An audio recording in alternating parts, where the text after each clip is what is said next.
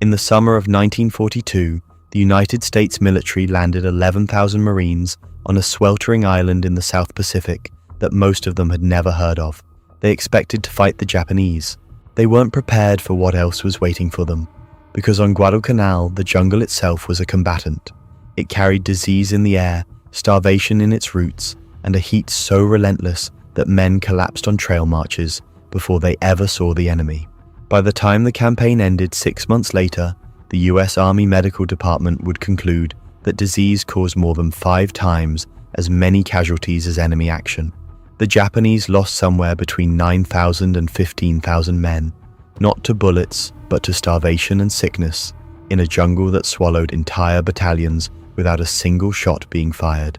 This is the story of Guadalcanal, and the enemy nobody talks about.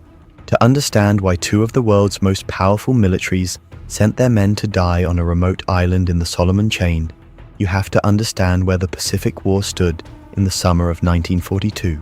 Japan had spent the previous 6 months in a state of almost unbroken conquest.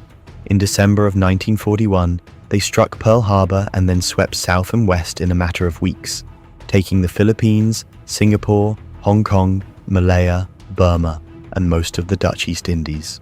By the spring of 1942, Japan controlled a vast arc of territory, stretching from the borders of India all the way down to the Solomon Islands, 1,500 miles northeast of Australia. The question that kept Allied commanders awake at night was simple: where does it stop?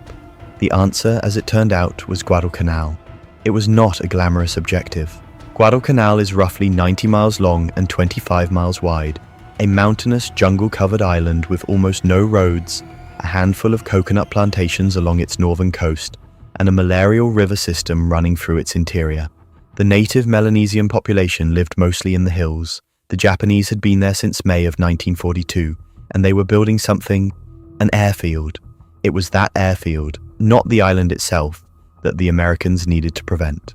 A fully operational Japanese airfield on Guadalcanal would place long-range bombers within reach of the sea lanes, connecting the United States to Australia. It would allow Japan to threaten New Zealand. It would give them air superiority over the Southern Solomons, and potentially the ability to strangle the entire Allied position in the Pacific. So on July 2nd, 1942, the US Joint Chiefs of Staff ordered an amphibious assault on Guadalcanal. The operation was codenamed Watchtower. The Marines who drew the assignment almost immediately renamed it Operation Shoestring. They had just over 5 weeks to plan a landing that had never been attempted before, the first opposed amphibious assault in the Pacific. Most of the officers planning it had never seen Guadalcanal. The maps were unreliable, intelligence on Japanese strength was thin, and the men of the 1st Marine Division, who would make the assault, had been training in New Zealand, good soldiers but not yet blooded. Major General Alexander Vandergrift, commanding the 1st Marine Division, was not a man given to dramatics, but on the evening of August 6, 1942, the night before the landings, he wrote to his wife. He told her that in the morning they would make the first major Allied offensive of the war, that the plans had been made, and that whatever happened, she would know he had done his best. That is about as close to a goodbye as Vandergrift ever got. At 6:14 in the morning on August 7th, 1942, the first wave of Marines hit the beach on Guadalcanal. The Japanese garrison, mostly Korean construction laborers, and a thin screen of naval infantry, fled into the jungle. The Marines encountered almost no resistance. By the following day, they had captured the airfield, which they immediately renamed Henderson Field after Major Lofton Henderson, a Marine aviator killed at the Battle of Midway. It seemed almost too easy. It wasn't. On the night of August 8th, barely 36 hours after the landings, a Japanese cruiser force under Vice Admiral Gunichi Mikawa slipped into the body of water between Guadalcanal and the Florida Islands, a stretch that would later be nicknamed Ironbottom Sound for good reason, and did something the US Navy had never had done to it. In 32 minutes, Mikawa's 7 cruisers and 1 destroyer sank 4 Allied heavy cruisers, USS Quincy, USS Vincennes, USS Astoria, and HMAS Canberra. 389 men died aboard the Quincy alone, 342 on the Vincennes, 235 on the Astoria, 85 from the Canberra, over 1,000 Allied sailors in one night, in waters that were supposed to be secure.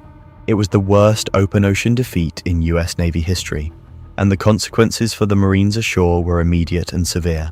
Admiral Frank Jack Fletcher, commanding the carrier force, had already withdrawn his ships out of concern for their safety. Now Rear Admiral Richmond Kelly Turner pulled the transport fleet out too, before it had finished unloading.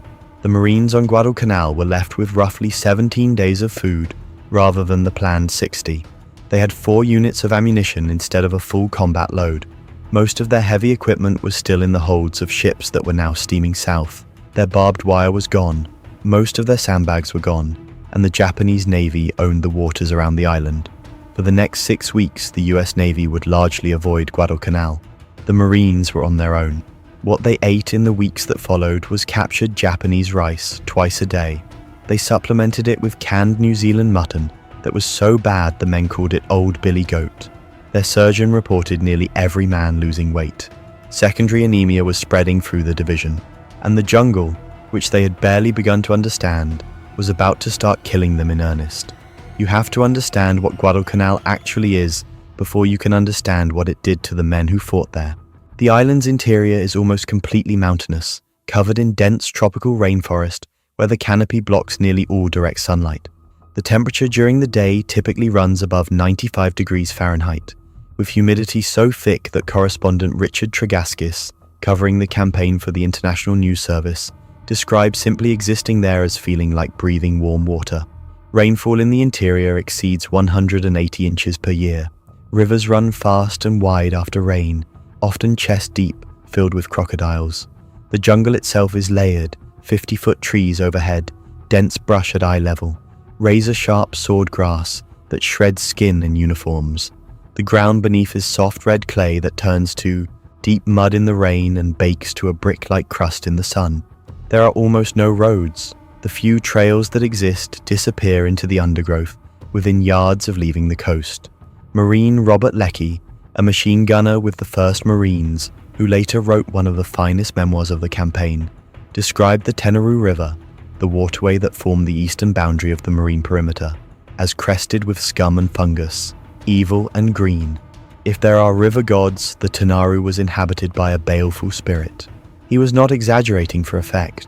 Within weeks of the landing, the island's biology was doing what the Japanese initially could not. Malaria, carried by the Anopheles mosquito, was endemic to Guadalcanal.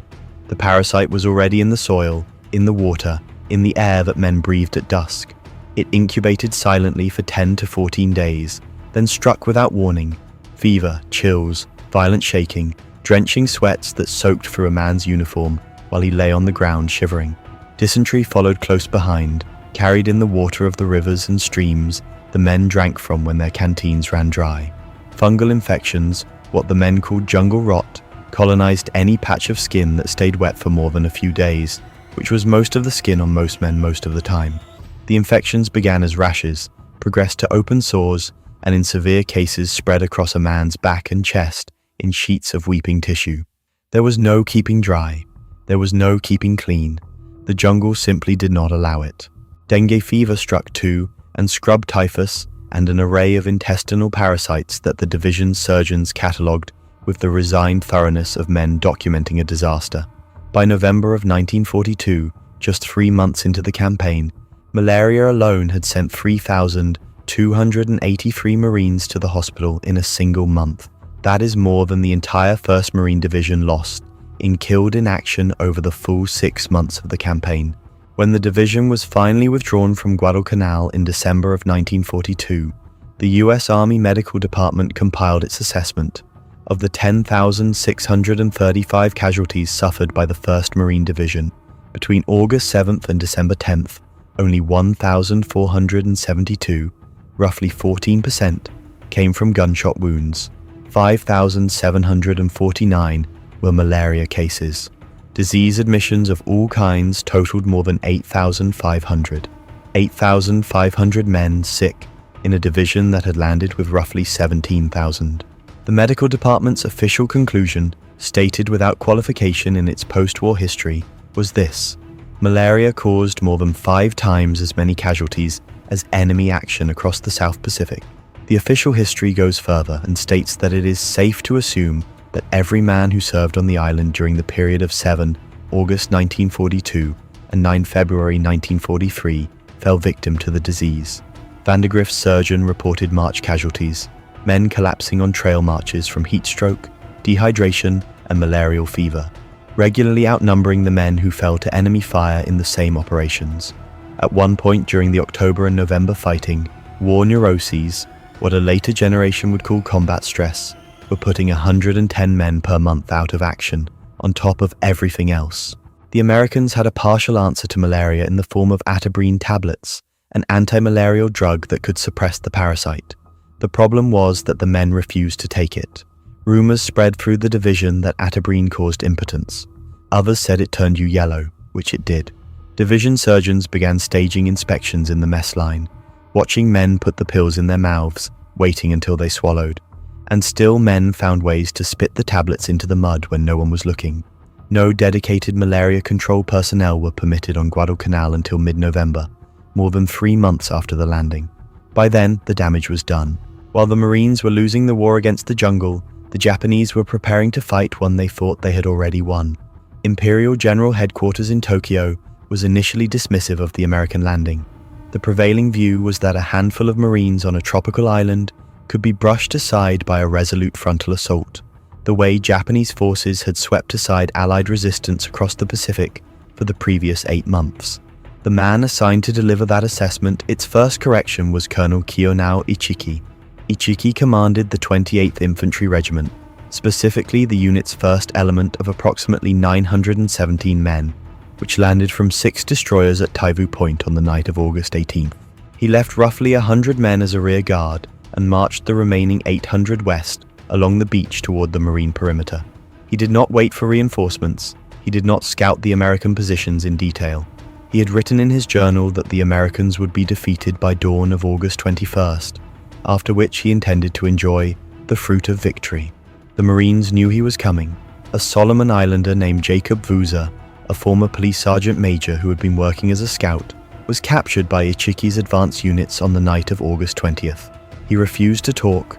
The Japanese tied him to a tree, ran him through with a bayonet, and left him for dead. He was not dead. Vouza chewed through his bonds. He made his way to the marine perimeter, bleeding from multiple wounds, and warned the Marines of the attack that was coming. He then collapsed. He would later receive the Silver Star and be made an honorary Sergeant Major of the Marine Corps. At approximately 2:30 in the morning on August 21st, Ichiki's men charged across a sandbar at the mouth of Alligator Creek, directly into the defensive positions of the 2nd Battalion, 1st Marines. The Marines opened fire with machine guns, rifles, and 37mm anti-tank guns loaded with canister shot, which turns a single gun into an enormous shotgun. The results were catastrophic. Ichiki had more men than he could push through the bottleneck of the sandbar. They bunched up. They came forward in waves. They died in waves. By daybreak, 4 Stuart light tanks crossed the sandbar and rolled through the Japanese positions on the east bank of the creek. The area they crossed, as Vandegrift described it in his after-action report, looked as though a meat grinder had been applied to it. He had never, he said, heard of fighting like this, of men who refused to surrender, who waited to be examined and then detonated grenades against themselves and their captors simultaneously. Of the approximately 800 Japanese soldiers who had attacked, approximately 800 died. About 15 wounded prisoners were taken. About 30 escaped to Taivu. American losses were 34 killed and 75 wounded. Colonel Ichiki was either killed in action or committed ritual suicide on the east bank of Alligator Creek. Imperial General Headquarters promoted him to Major General posthumously and sent another force, a larger one this time.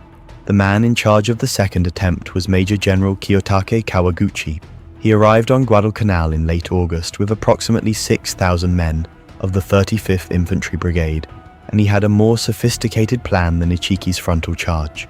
He would split his force into 3 columns, push through the jungle south of Henderson Field, and strike the perimeter from multiple directions simultaneously on the night of September 12th.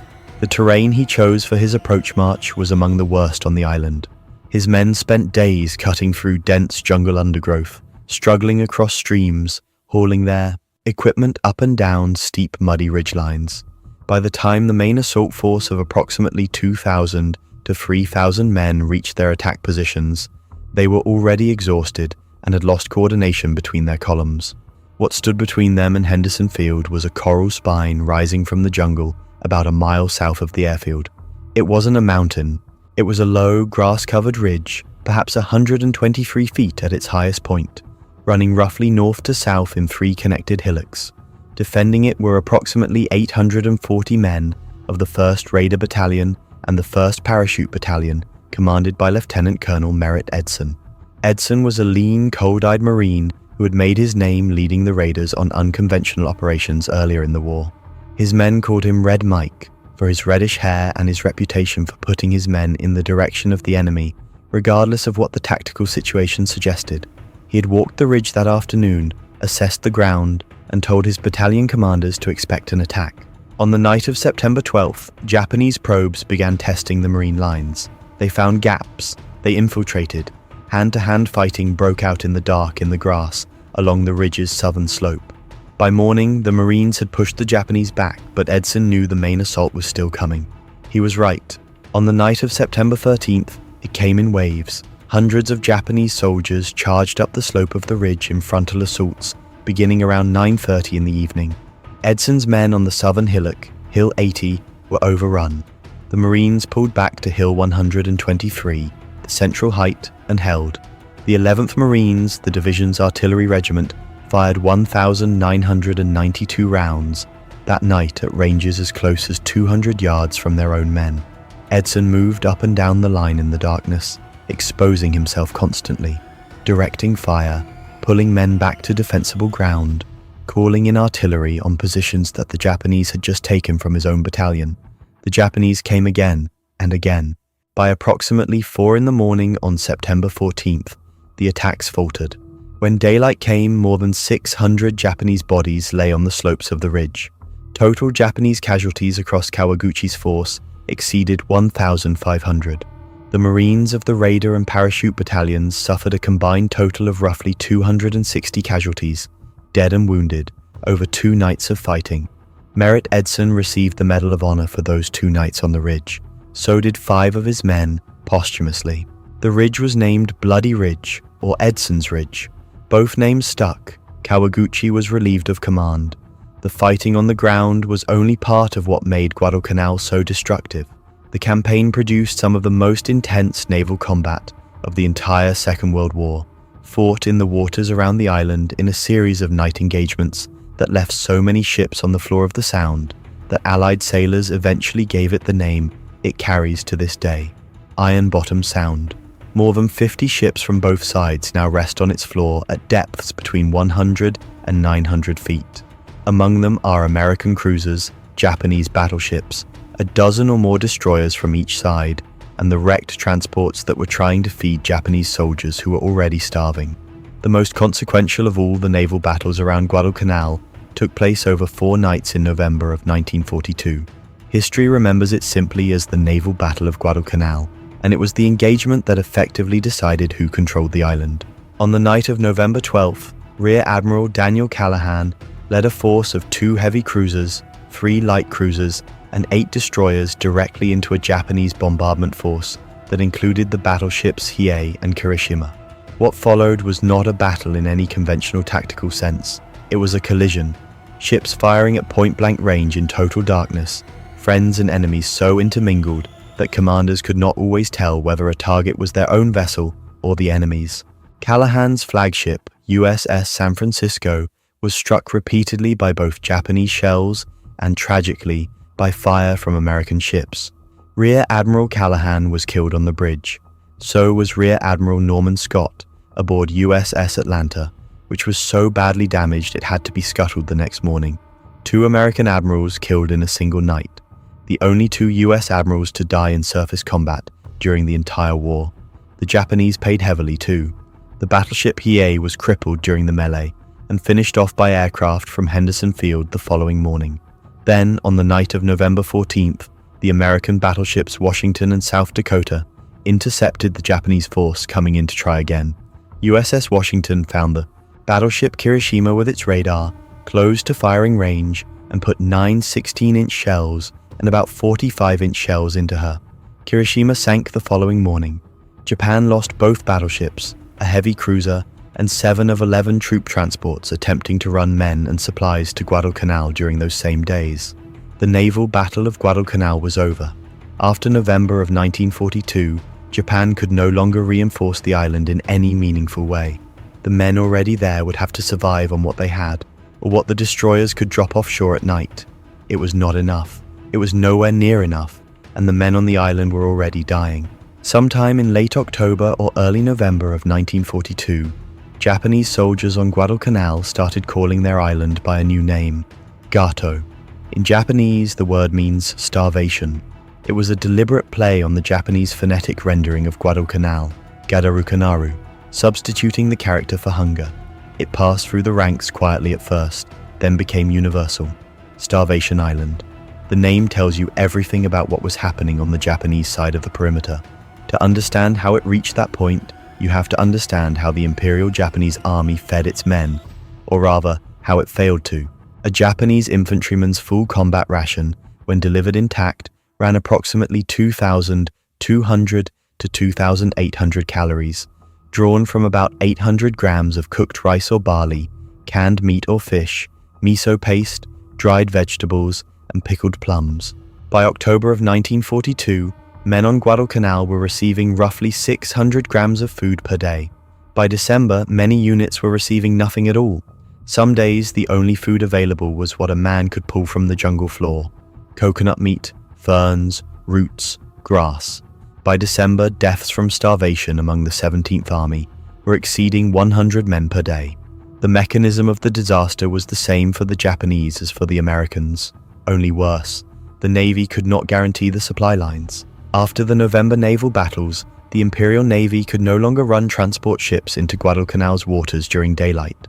The aircraft from Henderson Field would sink them before they could unload. The Japanese resorted to lashing sealed metal drums full of supplies to the sterns of destroyers, towing them close to shore at night, and cutting them loose for swimmers or small boats to retrieve. Even that failed more often than it worked. In December alone, 8 American PT boats intercepted a drum drop and sent the destroyers away without delivering a single drum. Lieutenant General Hyakutake, commanding the 17th Army, sent a message to Imperial General Headquarters on December 23rd. It read, "No food available and we can no longer send out scouts. We can do nothing to withstand the enemy's offensive. 17th Army now requests permission to break into the enemy's positions and die an honorable death rather than die of hunger in our own dugouts." It was not the message of a general planning an attack. It was the message of a man watching his army dissolve.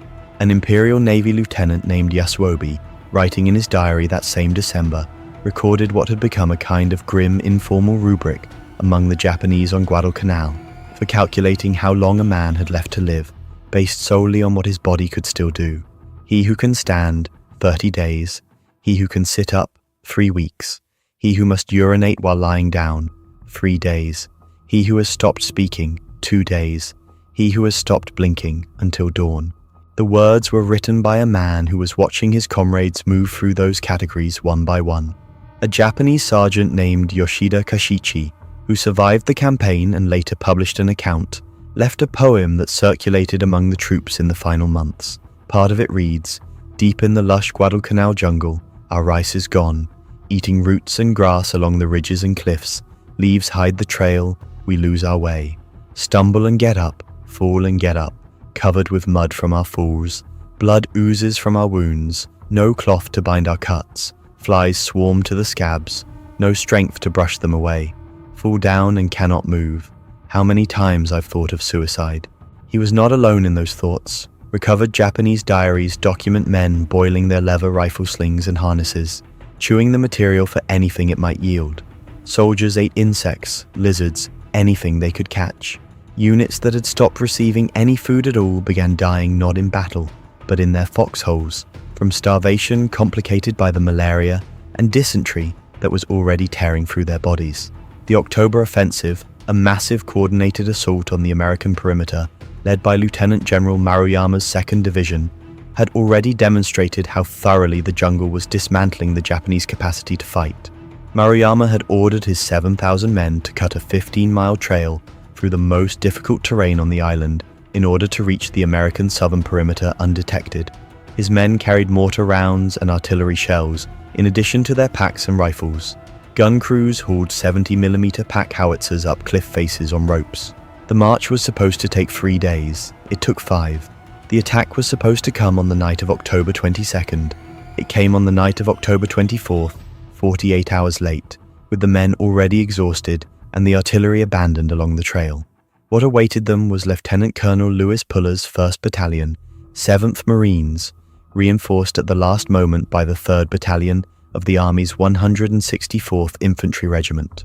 Puller's men held a 2,500-yard sector behind barbed wire and machine gun positions. The Japanese, without artillery and without coordination, came in waves in the darkness. More than 1,500 of Maruyama's men died in 2 nights for roughly 60 American casualties. By the time the last of those attacks failed, the Japanese 17th Army had spent its strength. The November naval battles cut off resupply. Starvation accelerated. Disease did the rest. While the Japanese were dying by the hundreds of starvation in the jungle west of the American perimeter, Vandergrift handed command of the island to Army Major General Alexander Patch on December 9, 1942, and the 1st Marine Division, or what was left of it, began its evacuation. What the Army inherited was a fight that still had weeks to run. The final American offensive on Guadalcanal was aimed at clearing the high ground west of the Lunga River, a series of densely jungled ridgelines that the Japanese had fortified against the day the Americans came for them. Aerial photographs of 2 of those ridgelines showed shapes that the photographic interpreters decided looked vaguely like animals. One they called the Galloping Horse, the other they called the Seahorse. The fighting on those ridges in January of 1943 illustrated everything that had been true since August, that the terrain was as lethal as the enemy. The Galloping Horse was a complex of grass-covered hills designated Hills 50, 51, 52, 53, and 57. The 27th Infantry Regiment, the Wolfhounds of the 25th Division, attacked it on January 10th. The heat was intense enough that water shortages became a casualty issue in their own right. Wounded men lying in the open had to share canteens with men still fighting. On Mount Austin, just southwest of Henderson Field, a fortified Japanese strongpoint called the Gifu had been resisting American attacks since late December. It was held by Major Takeyoshi Inagaki, who refused to abandon his sick and wounded and continued fighting from a network of camouflaged bunkers and interconnected foxholes.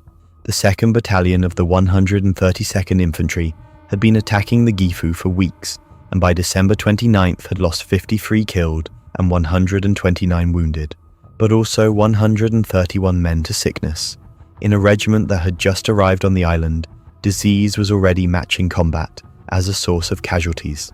On January 23rd, Inagaki gathered his last 100 men, launched a final charge, and was killed along with all of them. The Gifu fell. The Galloping Horse and Seahorse had already fallen.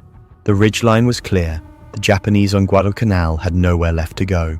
By late December of 1942, Tokyo had accepted what Hyakutake had been telling them for weeks.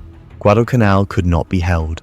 Emperor Hirohito gave his assent to evacuation on December 31st. The operation was codenamed KE, the pronunciation in Japanese of the first syllable of Guadalcanal. It was planned in meticulous secrecy.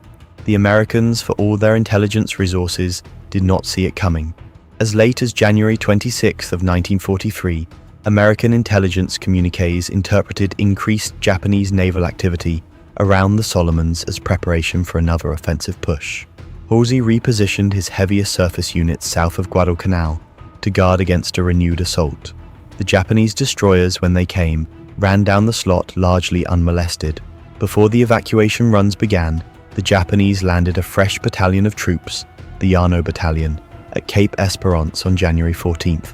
Their job was to serve as rearguard while the rest of the army made for the western beaches. They were given 3 weeks of provisions. They needed every day of it. The evacuation came in 3 destroyer runs on the nights of February 1st, 4th, and 7th. On the first run, approximately 5,400 men were taken off. On the second, approximately 3,900.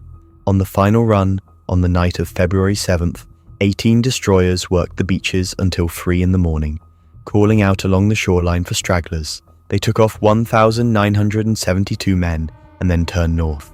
In total, 10,652 Japanese soldiers were evacuated from Guadalcanal.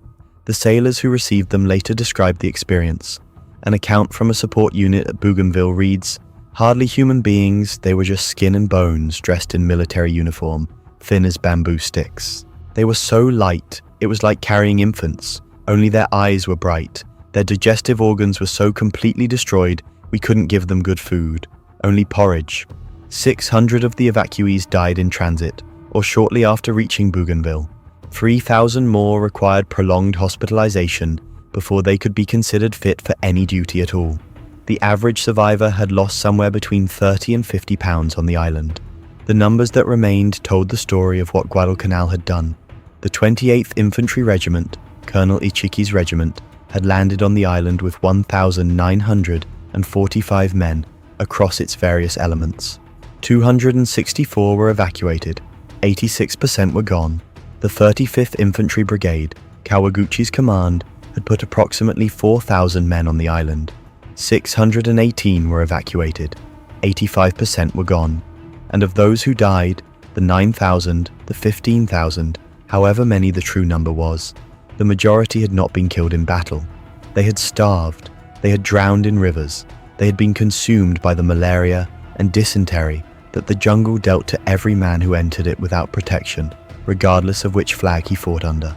On February 9, 1943, General Patch sent a message to Admiral Halsey. It was brief. Tokyo Express no longer has a terminus on Guadalcanal. The campaign was over. After the campaign ended, the United States Army's official historians sat down with the medical records and the after-action reports and tried to count the cost. Their findings were unambiguous. The United States lost approximately 1,598 men killed in ground combat on Guadalcanal between August and February. The Navy lost approximately 5,000 more in the surrounding sea battles. Wounded on the ground numbered somewhere between 4,200 and 4,700. Those are the combat numbers, and they are significant. But disease numbers dwarf them. In the 1st Marine Division alone, just one of the major formations on the island, 8,580 men were treated for disease during the campaign. Malaria hospitalizations in that division alone ran to 5,749. Across the entire South Pacific Theater, 47,663 cases of malaria were treated in 1942 alone. The medical department's summary: malaria caused more than 5 times as many casualties as enemy fire in the South Pacific. Every major American medical history of the Pacific War reaches the same conclusion. The Guadalcanal campaign was not primarily decided by the battles on the ridges, as important as those battles were. It was decided by logistics, by disease, and by the inability of either army to sustain itself in an environment that was systematically destroying them both.